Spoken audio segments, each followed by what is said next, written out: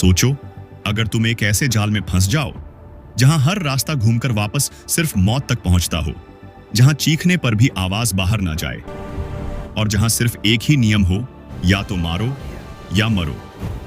आज हम बात कर रहे हैं महाभारत के सबसे खौफनाक जाल, चक्रव्यूह की, और उस 16 साल के लड़के की जो इस जाल में तो घुसा लेकिन जिंदा कभी बाहर नहीं निकल पाया। कुरुक्षेत्र का आसमान काला पड़ चुका था, धरती हजारों योद्धाओं के कदमों से कांप रही थी और मैदान के बीचों बीच धीरे धीरे घूम रहा था मौत का पहिया। चक्रव्यूह ये कोई साधारण घेराव नहीं था, ये हर पल अपना रूप बदलने वाला जीवित जाल था जो एक बार बंद हो जाए तो बाहर सिर्फ लाशें ही निकलती थीं। उस दिन चक्रव्यूह तोड़ने वाला सिर्फ एक ही था, अर्जुन। और ठीक उसी दिन चाल से अर्जुन को युद्ध के दूसरे कोने में उलझा दिया गया। पांडवों की सेना बेचैन थी और कौरवों की खामोशी में एक डरावनी मुस्कान छिपी थी। द्रोणाचार्य जानते थे आज का दिन खून मांगेगा। तभी आगे बढ़ा एक नवयुवक, चेहरे पर मासूमियत लेकिन आंखों में तूफान। वह धीरे से बोला, मैं चक्रव्यूह में घुसना जानता हूँ लेकिन बाहर निकलने का रास्ता नहीं। वो पल सिर्फ युद्ध का फैसला नहीं था, वो एक माँ के कलेजे का भी इम्तिहान था। और फिर अभिमन्यु ने घोड़े को एड़ लगा दी। जैसे ही वह चक्रव्यूह के भीतर घुसा,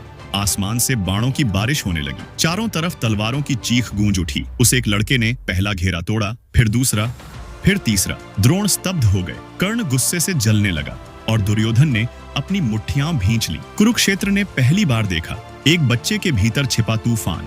लेकिन फिर वो हुआ जिसने इस युद्ध को कलंकित कर दिया। नियम तोड़ दिया गया, एक पर साथ तलवार से तलवार टकराई, भालों ने सीना चीर दिया, गदाओं से हड्डियां चूर चूर होने लगी। अभिमन्यु का रथ टूट गया, घोड़ा गिर पड़ा, हाथ से तलवार छिन गई। वह खून से लथपथ था, सांस टूट रही थी। फिर भी उसने जमीन से लोहे का चक्र उठाया और नंगे पैरों मौत पर टूट पड़ा। अंतिम क्षणों में जब वह किसी तरह खड़ा था, पीछे से एक गदा का वार पड़ा। उसकी आंखें फैल गईं और उसका शरीर धीरे धीरे जमीन पर गिर गया। चक्रव्यूह जीत गया और एक बेटा हार गया।